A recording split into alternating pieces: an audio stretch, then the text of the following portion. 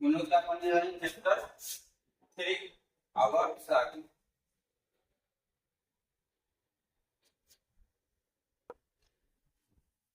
ठीक है, periodic table. Periodic table. ठीक, अच्छा तुम लोग एक चीज बताओ, अगर तुमको बहुत सारा किताब एक साथ, तुमको मान लो वहां पे जो किताब सब रखा हुआ है, बहुत सारा किताब ले आके एक साथ तुमको रख देंगे, कहेंगे छाटो। ठीक है, तो इसे छाटो। फिर 11th और 12th किताब, क्लास 11th का और 12th का बुक है। ठीक है, कैसे कैसे छाटोगे मतलब? हाँ बोलो।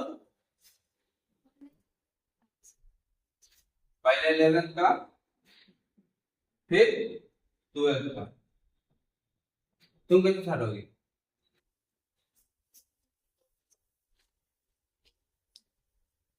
11th को एक साथ रखोगे, 12th को एक साथ, तुम कैसे छाटोगे? क्या होगा? जैसे जैसे मिलेगा वैसे वैसे आपने बदल कैसे कैसे रखोगे? जैसे जैसे मिलेगा क्या मालूम मिलेगा तो कैसा रखोगे? क्या लिखोगे? 11th काला रखोगे, 12th काला रखोगे? तुम बताओ जी। वही सेम टू सेम। हाँ, तुम्हारे पास इतना ढेर किताब है, ठीक है, तो सबसे आसान तरीका है, तुम लोग बता रहे हो कि 11th का अलग रखेंगे, 12th का अलग रखेंगे। क्या इतना से हो जाएगा? 11th में और कोई किताब नहीं होता है? होता है कि नहीं होता है? क्या क्या होता है? हाँ, 11th के अंदर भी तो होता है ना, फिजिक्स केमिस्ट्री बायोलॉजी। 11th के अंदर physics chemistry math biology English होता है कि नहीं होता है? 12th के अंदर भी सारा चीज होगा, 12th के अंदर भी सारा चीज होगा। ठीक है, तो 11th के अंदर भी पूरा बुक होगा और 12th के अंदर भी ये पूरा बुक होगा। ठीक, तो और अगर हमको एक्यूरेटली और अच्छा से सजाना हो तो हम क्या करेंगे? ऐसे रख देंगे, रखेंगे। इसमें भी और अच्छा से सजाना हो तो हम क्या करेंगे? अब मान लो हमारे पास एनसीईआरटी का किताब होगा, एबीसी का किताब होगा, होगा, तो अब किताब के अभी के बाद रख देंगे। इंग्लिश मीडियम किताब होगा, हिंदी मीडियम किताब होगा, उसके हिसाब से भी हम सजा लेंगे। ठीक है, तो इस चीज को जितना अच्छा से हम सजाएंगे, इस चीज को जितना अच्छा से सजाएंगे, नेक्स्ट टाइम अगर हम तुमको बोले कि जाओ ये किताब लेके आओ, तुम कितना जल्दी लेके आ जाओगे बताओ? समझो, कितना जल्दी लेके आओगे? अगर पहला केस है जिसमें तुम 11th का सारा किताब एक साथ रखे हुए और 12th का सारा किताब एक साथ रखे, ठीक है, सारा book, math physics chemistry biology science, सारा बुक एक साथ रखा हुआ है। ठीक है, ये सारा बुक एक जगह रखा हुआ है और तुमको बोलेंगे आप खोज के ले, तुम क्या करोगे? सोचो, तुम जाओगे और एक एक को बुक हटा हटा के देखोगे। अगर तुमको केमिस्ट्री का बुक मांगे हैं, तुम जाओगे सारा बुक देखोगे कि इस पे केमिस्ट्री लिखा हुआ है, तो तुम जाओगे और इसको क्या करोगे? निकाल के लाओगे। मतलब कि तुमको ढूंढना ज्यादा पड़ेगा, ढूंढना ज्यादा पड़ेगा। ठीक है, और ये मेथड कहाँ काबिल है? मान लो अगर 10 को बुक है तब ना तुम ये खोज लोगे, 10 को 15 को बुक है तो आलिया खोज लोगे, लेके चले आओगे। लेकिन अगर यही 150 बुक रखा रहता, मान लो तुम किसी को लाइब्रेरी में तुमको भेज दिए, तो अगर तुमको किसी लाइब्रेरी में अगर हम भेज दिए और वहां पे तुमको बोले कि जाओ 11th का फिजिक्स का किताब लेके आओ, तो क्या तुम पूरा लाइब्रेरी का बुक चेक करोगे? नहीं चेक करोगे, वहां पे तो दिक्कत हो जाएगा कि नहीं हो जाएगा? बताओ, समझने की कोशिश करो क्या समझा रहे हैं। ठीक है, ये चीज समझ में आया? और इसी चीज को अगर हम ऐसे रखे रहे, कैसे रखे रहे? 11th का एक रैक होगा, उस रैक में खंड होता है बहुत सारा, तो एक खंड में क्या होगा? सिर्फ इंग्लिश रखा होगा, एक खंड में क्या रखा होगा? सिर्फ फिजिक्स रखा होगा, एक खंड में क्या रखा होगा? केमिस्ट्री रखा होगा, एक खंड में क्या रखा होगा? मैथ रखा होगा। ठीक है, रखा होगा। अब उसमें भी इंग्लिश का इधर रखा होगा, हिंदी का इधर रखा होगा, एक राइटर का एक साथ है, दूसरे राइटर का दूसरे साथ। मतलब कि सारा चीज अलग अलग अगर बुक रखा है, और हम जब तुमको बोले कि जाओ लाइब्रेरी में से मैथ का आर एस अखबार लेके आओ, 11th का मैथ का आर एस अखबार लेके आओ, तुम जाओगे क्या खोजोगे? मैथ का काउंटर कहाँ है? तुम पूरा किताब थोड़े खोजोगे, नहीं ना खोजोगे, तुम क्या खोजोगे? मैथ का काउंटर कहाँ है? मैथ के काउंटर में जाओगी और उसके बाद देखोगे किसमें आधे से का सारा किताब रखा हुआ है, और तुम यहाँ से 11th का आधे से क्या कर लोगे, उठा लोगे। ठीक, तो ये करने में तुमको बहुत कम समय लगेगा, लगेगा कि नहीं लगेगा? लाइब्रेरी में 2000, 3000, 4000, 10,000, 20,000, 50,000, 1 लाख किताब होता है कि नहीं होता? उतना किताब को अगर तुम पलट पलट के खोज के लाओगे, इस तरीका से रखोगे, तो तुमको मिलेगा 11 का एक्सेल, 12 का एक्सेल नहीं। तो जैसे जैसे संख्या बढ़ जाता है, जैसे जैसे क्या बढ़ जाता है, संख्या बढ़ जाता है, हम लोग अपना खोजने का तरीका या रखने का तरीका क्या कर देते हैं, चेंज कर देते, करते कि नहीं करते? तो यही है हमारा पीरियोडिक टेबल, यही हमारा क्या है, पीरियोडिक टेबल। ठीक, पीरियोडिक टेबल में हम लोग एलिमेंट को सही रूप से रखते हैं, उसके क्रिया या जो भी वो काम करता है, जो भी उसका भार है, या जैसे भी रिएक्ट करता है, ठीक है, या उसका जितना एटॉमिक नंबर है, उसके हिसाब से हम क्या करते हैं, इसको सजाते हैं। इसको क्या करते हैं, सजाते हैं। क्यों सजाते हैं? क्योंकि अब हमको कभी भी किसी एलिमेंट के बारे में जानना होगा, तो हम वही सबको चेक करके नहीं ना जानेंगे जी। पीरियोडिक टेबल में है, हाँ इसका एटॉमिक नंबर इतना होता है, और इसमें डालेंगे इसका प्रॉपर्टी होता है, पता चल जाएगा। समझ में आ रहा है? हम कोई भी एलिमेंट उठाएंगे, उसको मिलाएंगे कि किसका, इसका एटॉमिक नंबर मान लो 15 है, 15 एटॉमिक नंबर किसका होता है, उसको जाके मिलाएंगे। आ रहा है समझ? मतलब ये हमको बार बार सारा चीज सर्च करने का जरूरी नहीं है, एक बार सर्च करके लिख दिए कि जिसका एटॉमिक नंबर कौन होगा, कौन होगा, कार्बन। और कोई भी ऐसा एलिमेंट मिला, उसका एटॉमिक नंबर गिने, अगर उसका एटॉमिक नंबर 6 है तो क्या होगा, कार्बन। ये चीज समझ में आया? तो ऐसे अरेंज करने के पीछे का क्या मोटिव था, ये समझ में आया? क्या मोटिव था? ताकि सब चीज को हम सही से एक सुचारू तरीका से क्या कर रख सके, ताकि बाद में अगर किसी को इससे कुछ पढ़ना हो या कोई नॉलेज लेना हो या हमें को कोई चीज देखना हो, तो हमको खोजने में क्या हो, आसानी हो, खोजने में क्या हो, आसानी हो। तो इसीलिए किसका जरूरी होता है, पीरियोडिक टेबल। आया समझ? सबसे पहला टॉपिक हमारे पास क्या है कि आवर्त श्रेणी, यानी कि पीरियोडिक टेबल कहते हैं किसको, पीरियोडिक टेबल कहते हैं किसको, ठीक है। तो तत्वों के व्यवस्थित वर्गीकरण से बनाए गए सारणी को आवर्त सारणी कहते हैं, ठीक है। मतलब क्या कह रहा है कि जो भी एलिमेंट है हमारे पास, जो भी एलिमेंट है उसको सही रूप से जो हम रखे हैं उसको क्या कहते हैं, पीरियोडिक टेबल। क्या कहते हैं, पीरियोडिक टेबल कहते हैं, ठीक है। अगला, आवर्त क्या, सभी तत्वों को उनके गुणधर्म के आधार पर समूहों में रखा जाता है। किसके आधार पर, उसके गुण और धर्म, यानी कि वो किस प्रकार किस मेटल से रिएक्ट करता है, या उसका एटॉमिक मास कितना है, या उसका एटॉमिक नंबर कितना है, ठीक है, या उसमें आयन कितना है, ठीक है, उसके पास फ्री इलेक्ट्रॉन कितना है, ये सब इसका क्या कैरेक्टरिस्टिक्स है कि नहीं, ये सब इसका क्या है, कैरेक्टरिस्टिक्स। हिंदी में क्या कहते हैं, गुणधर्म, ठीक है। तो इसी कैरेक्टरिस्टिक्स के हिसाब से इसको रखा गया है, ठीक है। तो देखना पीरियोडिक टेबल का हर एक एलिमेंट जो होता है उसी प्रकार से पीरियोडिक टेबल था किसी के पास,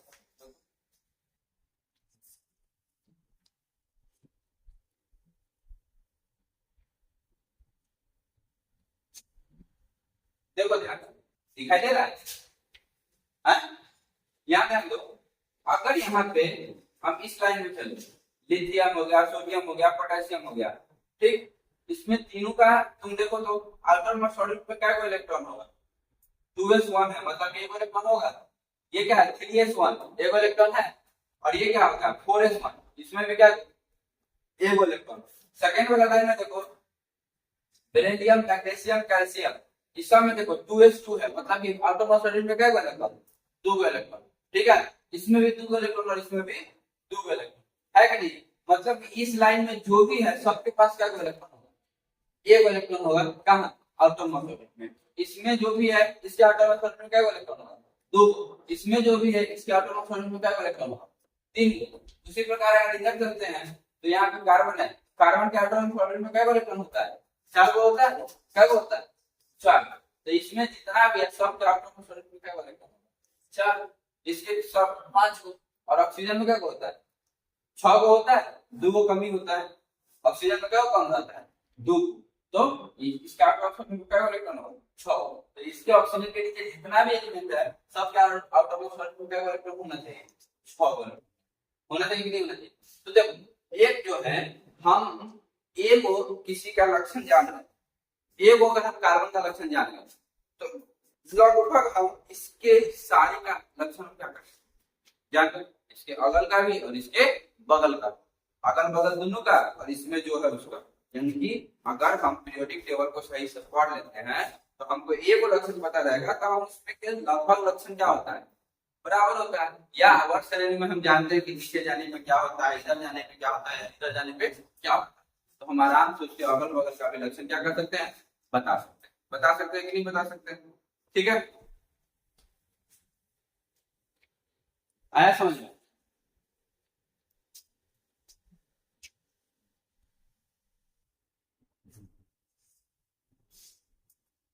आगे क्या कर रहा है? तत्वों का वर्गीकरण परमाणु के इलेक्ट्रॉनिक विन्यास पर ही आधारित होता है। और तत्वों का जो वर्गीकरण है, जो हम तत्वों को एलिमेंट को जो क्लासिफाई करते हैं, किस पे करते हैं? तो उसके एटॉमिक नंबर पे। किस पे करते हैं? Atomic number. ठीक है, एटॉमिक नंबर। पहले हम लोग एटॉमिक मास पे लिख लेंगे। ठीक है, अगला इस अध्याय में आवर्त श्रेणी के ऐतिहासिक विकास एवं आधुनिक आवर्त नियम का अध्ययन करेंगे। यानी कि हम लोग इस चैप्टर में क्या क्या पढ़ेंगे? इस चैप्टर में हम लोग हिस्ट्री में जो भी हुआ है पीरियोडिक टेबल के साथ, और मॉडर्न युग में जो भी होने जा रहा है, अब भी जो भी हो रहा है, ये भी सब क्या करेंगे? हम लोग क्या क्या पढ़ने जा रहे हैं कि ये पीरियोडिक टेबल आया कैसे, ये पीरियोडिक टेबल आया कैसे, इसका शुरुआत कहाँ से हुआ, अभी हम लोग कहाँ तक पहुंचे, और ये सब हम क्या करेंगे यहाँ पे देखेंगे। ठीक है, कोई दिक्कत? पहला टॉपिक क्या है कि हमको आवश्यकता ही क्या पड़ा, हमको आवर्त श्रेणी का आवश्यकता ही क्या पड़ा, क्यों हम ऐसे वर्गीकरण किए, इसका क्या आवश्यकता था। तो देखा जाए पहले जो बुक वाला एग्जांपल दिए, तो आज पहले जो बुक वाला एग्जांपल था, इसी चीज का एग्जांपल था। क्यों हमको जरूरी पड़ा कि इसको एक श्रेणी में रखा जाए, इसको एक श्रेणी में रखा जाए, क्रम में रखा जाए। तो पता चला क्यों, हम जल्दी से जल्दी उसको क्या कर सकते हैं? खोज सकते हैं, जल्दी से जल्दी उसके बारे में क्या कर सकते हैं? जान सकते हैं। ठीक, इसका शुरुआत कहां से हुआ था? तो सन 1800 तक केवल 31 संख्या, कब तक? सन 1800, यानी कि 1800 ईस्वी तक हमारे पास सिर्फ कितना एलिमेंट था? 31 एलिमेंट। कितने एलिमेंट थे? 31 एलिमेंट। ठीक है, 1800 ईस्वी तक हमारे पास कितने एलिमेंट्स थे? मात्र 31। ठीक है, सन 1865 तक 63 तत्वों की जानकारी हो चुकी थी, और हमारे पास 1800 में कितना एलिमेंट था? 31। तो जब 31 एलिमेंट था तो इसको रखना और ये करना तो आसान है, याद करना भी आसान है और रखना भी क्या है? आसान है। लेकिन ये 1863 कितना आते थे? 1863 ईस्वी आते आते हमारे पास कितना एलिमेंट हो गया? 63। 1865 आते आते हमारे पास कितना एलिमेंट हो गया? 63 एलिमेंट। हमारे पास कितने एलिमेंट हो गए? 63। तो सोचो 1800 तक हमारे पास कितना एलिमेंट खोजा गया था? 31 एलिमेंट, और मात्र 65 साल में, मात्र कितने साल में? 65 साल। कम तो नहीं होता है, लेकिन मात्र 65 साल में ये सीधा कितना हो गया? डबल हो गया। सीधा कितना हो गया? डबल हो गया। और उसके बाद आज तक, ठीक है, और आज तक हम लोग के पास कितना एलिमेंट है? 118 एलिमेंट। कितना एलिमेंट है? 118। और एलिमेंट सब खोजा ही जा रहा है, इसमें अपडेट होते जा रहा है। अगर ये पुराना बुक होगा तो ये कम होगा, नया बुक होगा तो इस पे बढ़ गया। ठीक है, अभी तक हम पे कितना खोजा गया हुआ है? 118। ठीक है, और सभी तत्वों के उनके यौगिक के रसायन का अध्ययन अलग अलग कार्य बहुत ही कठिन, और इस सब को अगर हम अलग अलग करके पढ़े और सबको याद करें तो हमको सिर्फ पीरियोडिक टेबल ही याद करने में 2 क्लास खत्म हो जाएगा। हो जाएगा कि नहीं हो जाएगा? अगर सबको हम अलग अलग कार्बन को अलग बैठा के पढ़े सही से ऑक्सीजन को अलग बैठा के सब सही से पढ़े, ठीक है। उसके बाद तब सबको अलग अलग, सिलिकॉन को अलग पढ़े, पोटेशियम को अलग पढ़े, फास्फोरस को अलग पढ़े, सबको अलग पढ़ के सबका गुण हम ये सब याद करते करते ही क्लास क्या हो जाएगा, खत्म हो जाएगा। हो जाएगा कि नहीं हो जाएगा? हो जाएगा। आगे क्या कर रहा है? तब वह उनके यौगिक का अध्ययन सरल बनाने के लिए तत्वों को वर्गीकरण आवश्यक, ठीक है। तो इसको, यही चीज को याद करने के लिए या उसको सही से समझने के लिए हमको इसका वर्गीकरण क्या है, आवश्यक है, और इसीलिए हम क्या करते हैं, वर्गीकरण करते हैं, ठीक है। अगला क्या कर रहा है? तत्वों और उनके यौगिक के अध्ययन हो गया। वर्गीकरण के अर्थ है कि जो तत्व रासायनिक भौतिक गुण के समान हो उन्हें एक ही स्थान पर अर्थात एक समूह में रखा जाए, ठीक है। तो जैसे कि देखो गांव में भी कुछ एलिमेंट होता है, जैसे कि दो घर छोड़ दो, चोर का घर है, होता है कि नहीं होता है? वो घर से बात न करिए, वो गाली देवे वाला घर सब है, ठीक है, चाहे अति है। अच्छा बांटा जाता है कि नहीं बांटा जाता है कि हाँ ये समूह को अलग कर दो, इस समूह को अलग कर दो, होता है कि नहीं होता है? गांव में देखना बंटवारा होते रहता है कि हम इसे कने खोज नहीं खाएंगे, हम उसके कने खोज नहीं खाएंगे, ये नहीं होगा वो नहीं होगा, ये सब होते रहता है।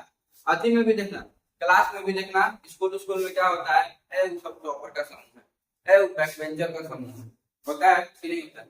मतलब क्या, उस समूह में अगर कोई अच्छा बच्चा भी अगर घूम रहा है, अगर प्रिंसिपल का नजर पड़ गया, पनिशमेंट सबको मिलेगा, चाहे वो अच्छा हो या खराब। क्यों? क्योंकि उस समूह में, उस संगति में चला गया है, तो उस संगति में है, तो जब कोई देख रहा है कि इस संगति में चार को एक दिशा है, ये कोनो अलग आया तो उसको कोई फर्क नहीं पड़ता, मतलब कि पांचों क्या है, एक। पता है ना कि समूह का असर पड़ता है, संगत से गुण होता है, संगत से गुण ज्यादा, ठीक है। मतलब क्या, अगर जैसा संगति रखोगे वैसा ही तुम्हारा क्या हो जाएगा, गुण हो जाएगा, ठीक। तो एक गुण का यानी जिसका भी एक तरीका का रिएक्शन करने का या एक तरीका का इलेक्ट्रॉन, जिसे दिखाएं एक लाइन में सबके पास फ्री इलेक्ट्रॉन कितना था, एओ था कि नहीं था? तो हम एओ के बारे में पढ़ते हैं, हम सब के बारे में क्या कर जाते हैं, क्योंकि हम रखते ही इस प्रकार से, हम उस प्रकार से रखते ही, ठीक है। अगला क्या है?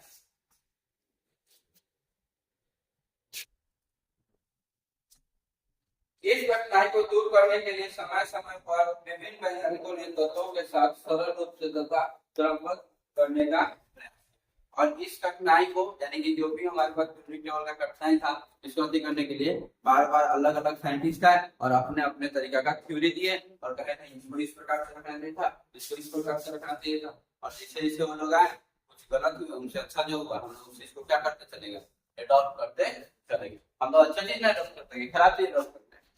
अच्छा चीज मतलब कि मान लो कि कोई साइंटिस्ट आया बोला कि ये चीज सही, ठीक है, और हमको उससे अच्छा चीज तो छोड़ दिए, उसको भूल गए, और जो नया वाला चीज उसको लेके क्या करना, चलते चलते चलते चलते आज हमारे पास मॉडर्न पीरियडिक टेबल है। क्या है हमारे पास? मॉडर्न पीरियड, जो अभी थोड़ा देर पहले, ठीक है। अगला पीरियडिक टेबल का उत्पत्ति कहां से बनी? ये उत्पत्ति जैसे कि चालू, जैसे पैदा कहां से हुआ, कहां से पैदा?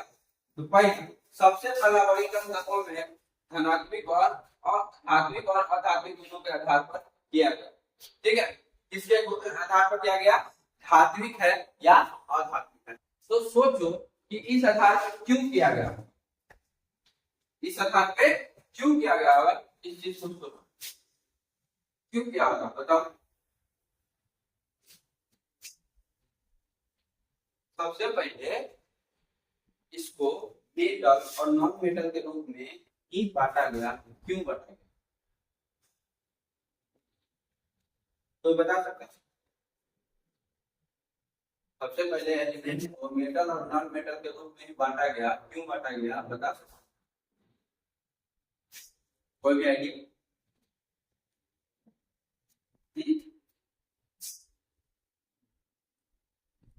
नॉलेज, बुद्धि, क्या? नॉलेज और बुद्धि, या हमारे पास उपलब्ध सामान जिससे हम बांट सकें, जिससे हम क्या कर सकते, बांट। मान लो क्लास में 50 बच्चा, क्लास में 50 बच्चा, और हमको चाहिए कि कोई ओलंपियाड बना, और मैथ के लिए हमको 5 को बच्चा चाहिए। मैथ के लिए हमको क्या को बच्चा चाहिए? 5 को बच्चा चाहिए, ठीक है। और हम कभी उस क्लास में पढ़ाने नहीं गए, हम एकाएक उस क्लास में गए, हम कैसे उस 5 को बच्चा को चुनेंगे?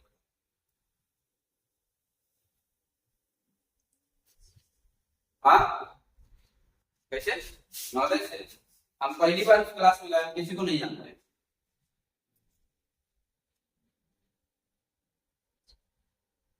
क्या रजिस्टर से, हिस्ट्री से, और टेस्ट लेंगे। तो हम उसका क्या लेंगे? टेस्ट। क्या लेंगे? टेस्ट, ठीक है। तो हम लेंगे उसका टेस्ट, ठीक है। और टेस्ट का बहुत सारा क्राइटेरिया हो सकता है, हो सकता है, हो सकता है। तो हम क्या करेंगे, 5 को मेंटल एबिलिटी का टेस्ट क्वेश्चन डाल देंगे, 5 को मैथ का क्वेश्चन डाल देंगे, 5 को फिजिक्स का क्वेश्चन डाल देंगे, ठीक है। मेंटल एबिलिटी, मैथ, फिजिक्स, 5 को केमिस्ट्री का क्वेश्चन डाल देंगे, है कि नहीं? सब क्वेश्चन डाल दिए, ठीक। उसके बाद क्या करेंगे, सबको कहेंगे बना, क्या कहेंगे? बना। और सब बनाएगा। अब जिसको जैसा जैसा नंबर आएगा हम सारा हमारे पास रिकॉर्ड हो जाएगा, हो जाएगा कि नहीं हो जाएगा? सारा हमारे पास क्या होगा? रिकॉर्ड हो जाएगा। अब जिसका 5 में 5, मैथ में भी आया, फिजिक्स में भी 5 में 5 आया, सब में 5 में 5 आ गया, मतलब कि बच्चा क्या है? अच्छा है। तो जो भी अच्छा बच्चा है उससे क्या करना, ये नहीं कर सकते, ठीक है। तो हमारे पास जितना नॉलेज था उसके हिसाब से काम किए, ठीक है। तो शुरुआती दौर में जब एकदम शुरुआत हुआ था तो क्या हमारे पास ये सुविधा था कि हम देख सके किसके अंदर कितना इलेक्ट्रॉन हो? नहीं था। क्या हमारे पास तौलने का कोई सूत्र था? कोई फिक्स नहीं था। कौन पत्थर देते थे, कहते थे इतना बराबर तू हमें ना, हम तो इतना बराबर दे दो, ये होता था कि नहीं होता था? पहले तो पैसा भी नहीं था, बदला बदले सीधे हो जाता था, होता था, अनाज के बदले अनाज हो जाता था, या बकरी भैंस बेच देता था, अनाज ले लेता था, यही होता था, दूध देता था, कुछ और लेता था, नहीं कुछ और चीज देकर कुछ और चीज दिया जाता था। पहले तो ये सुविधा था। अब तो जब उस समय में ऐसा कोई चीज हो कि हमको बताना है मेटल और नॉन मेटल, तो हमारे पास कोई सुविधा ही नहीं है बताने का। हम गिन ही नहीं सकते कि उसके पास इलेक्ट्रॉन कितना है, उसके पास प्रोटॉन कितना है, उसके पास एटम कितना है, नहीं गिन सकते हैं। नहीं हम उसका वजन सही तरीका से कर सकते हैं, ठीक है। तो उस समय इसको बांटने का क्या क्या किया गया कि मान लो हमको उस समय पता था कि मेटल का क्या कैरेक्टरिस्टिक्स और नॉन मेटल का क्या कैरेक्टरिस्टिक्स। 10वां में हम लोग पढ़े मेटल का क्या कैरेक्टरिस्टिक्स होता है। मेटल आवाज करता है, मेटल क्या करता है? आवाज करता है, टन टन टन टन टन टन टन बजता है, ठीक है। नॉन मेटल आवाज नहीं करता है।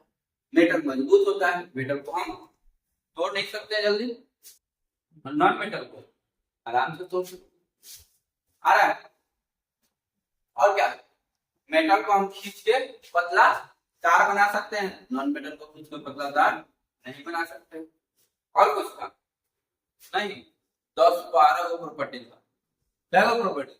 10-12। मेटल चमकीला होता है, मेटल कैसा होता है? चमकीला होता है, नॉन मेटल चमकीला नहीं होता है। मेटल में इलेक्ट्रिसिटी कंडक्ट कर सकते हैं, नॉन मेटल में इलेक्ट्रिसिटी नहीं कर सकते, ठीक। कुछ अपवाद भी है, उसको छोड़ भी सकते हैं, ठीक है, समझ में आ रहा है? और क्या प्रॉपर्टी था? मेटल को अगर हम हीट करेंगे पूरा बॉडी उसका हीट हो जाएगा। लोहा का जो कोना सा हीट होता है, जिसे रोटी बनाते रहती है, हाँ, तो गैस तो कहीं और जलते रहता है, लेकिन अगर पकड़ने वाला में लकड़ी का हैंडल ना लगा और प्लास्टिक का हैंडल ना लगा, वो गर्म हो जाता है कि नहीं हो जाता है? या छोलनी, सब्जी बनाते बनाते छोलनी को रख दो और उसके बाद पकड़ने जाओ, हाथ जल जाएगा। उसको तो आंच को नहीं रखे थे ना, फिर भी गर्म नहीं हो जाता, क्योंकि मेटल में पूरा बॉडी एक साथ होता है, होता है कि नहीं होता है? तो ये सब कुछ प्रॉपर्टी था जिसके हिसाब से हम लोग कर सकते थे। उस समय में हम लोग उसको गर्म करके देख सकते थे उसको। हाँ, मेटल का बॉइलिंग पॉइंट और मेल्टिंग पॉइंट क्या फिक्स होता है, क्या होता है? फिक्स होता है, ठीक। यानी कि फिक्स मेल्टिंग पॉइंट और बॉइलिंग पॉइंट पे बल जाएगा, ठीक है। ये सब होता है कि नहीं होता है? तो ये सब कुछ प्रॉपर्टी था जो हम लोग उस समय तक जान पाए, क्या कर पाए थे? जान पाए थे। तो उसके हिसाब से जो भी हमारे पास एलिमेंट था उसको मेटल और नॉन मेटल दोनों में क्या करती है, बांटती है। दोनों में क्या करती है, बांटती है। तो किसके अभाव के कारण, टेक्नोलॉजी के अभाव के कारण। हमारे पास इतना टेक्नोलॉजी उस समय नहीं था। हम लोग क्या कर सकते, एटम देख सके, इलेक्ट्रॉन देख सके, ठीक है। आगे करते हैं।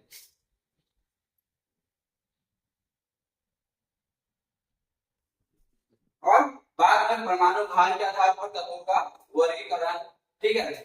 तो जब ये हो गया, पहले तो मेटल और नॉन मेटल के हिसाब से बांट दिए, और इसके बाद में किसके हिसाब से बांटे, परमाणु भार के। यानी कि तब तक हम नापने तोलने का चीज क्या कर लेते थे, फाइंड कर चुके थे। तो हम लोग किस पे बांटे, इसको इस पे बांटे, परमाणु भार, ठीक है।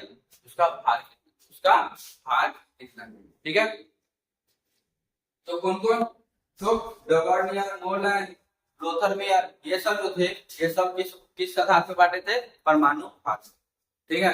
तो मॉडर्न पीरियोडिक टेबल से पहले तक जो भी लोग थे सब लोग परमाणु भार पे ही क्या किए, एलिमेंट को अलग अलग बांटे, ठीक है। तो समूह में और आवर्तित या आवर्तित करने का वैज्ञानिक सराहने।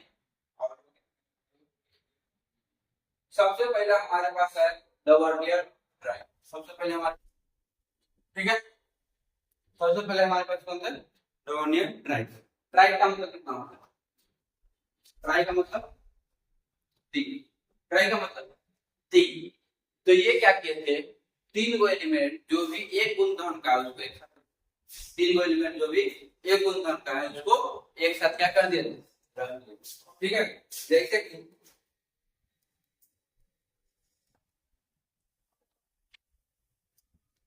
लिथियम, सोडियम,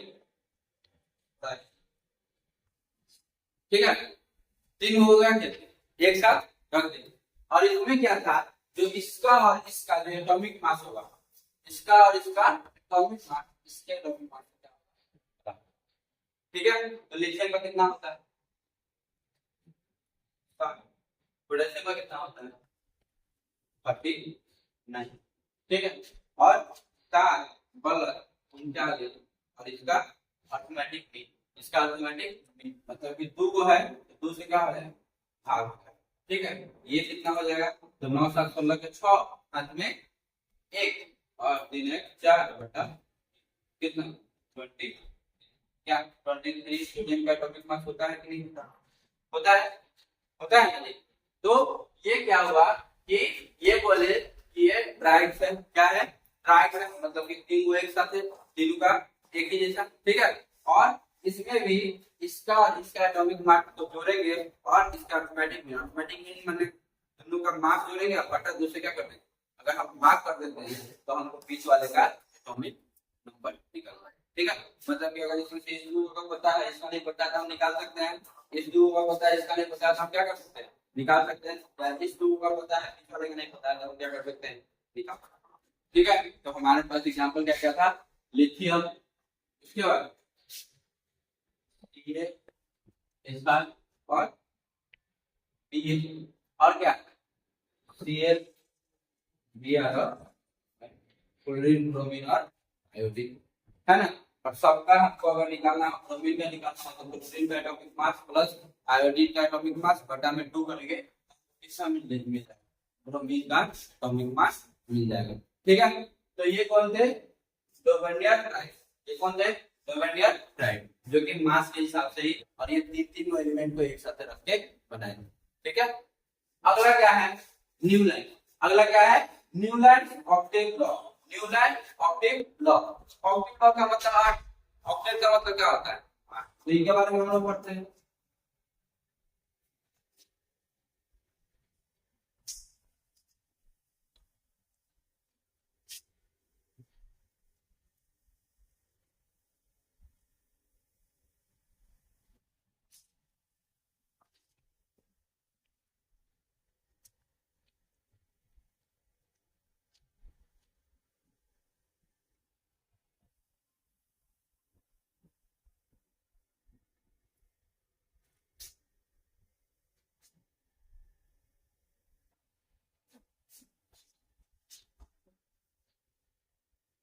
ठीक है।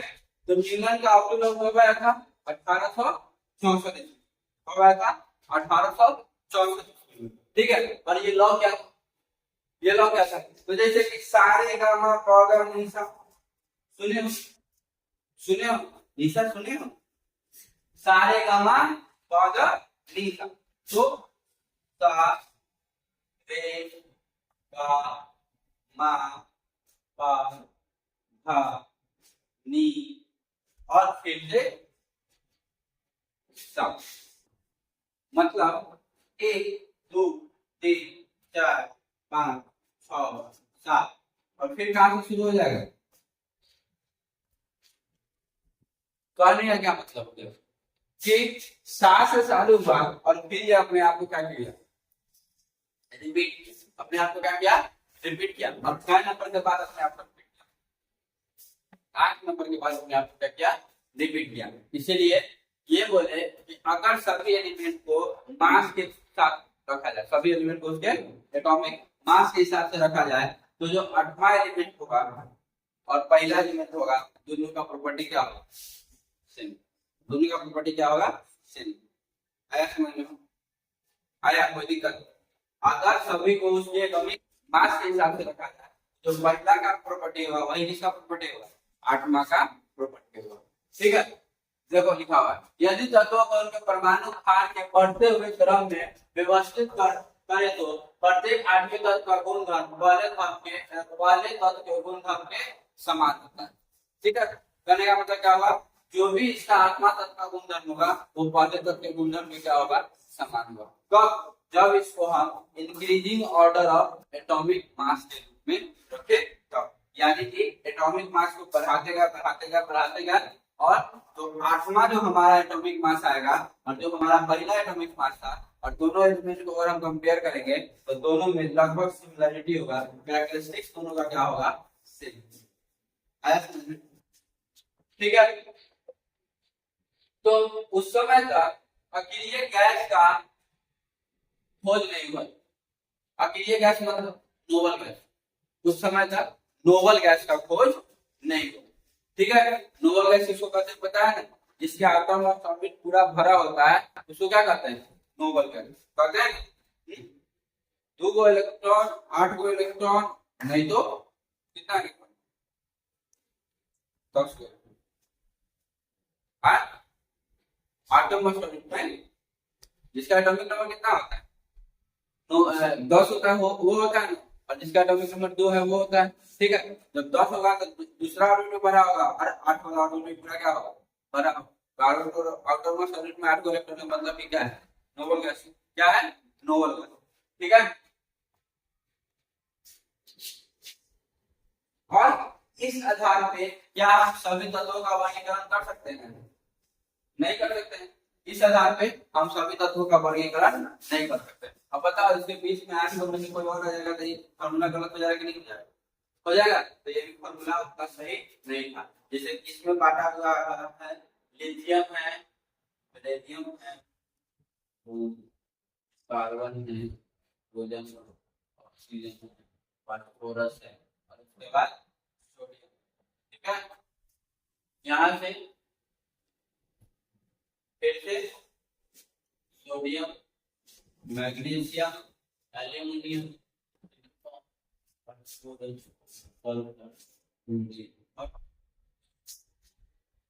ठीक है। तो ये देखो सोडियम और पोटेशियम एक साथ है, सोडियम और पोटेशियम एक साथ है। ठीक है। तो यानी कि इसका गुणधर्म, इसका गुणधर्म और इसका देखो कार्बन में भी 4 इलेक्ट्रॉन होता है एटॉमिक सॉलिड में, सिलिकॉन में भी 4 इलेक्ट्रॉन होता है एटॉमिक सॉलिड में, लगभग सिमिलर है कि नहीं? ठीक है। इसका और इसका। ऑक्सीजन में भी देखो एटॉमिक सॉलिड में क्या इलेक्ट्रॉन होता है? 2 और सल्फर में भी 2, लगभग सेम है। तो ये फ्लोरीन और क्लोरीन ये हेलोजन गैस है, हैं? हेलोजन है कि नहीं है? तो ये भी, तो ये सबका गुणधर्म क्या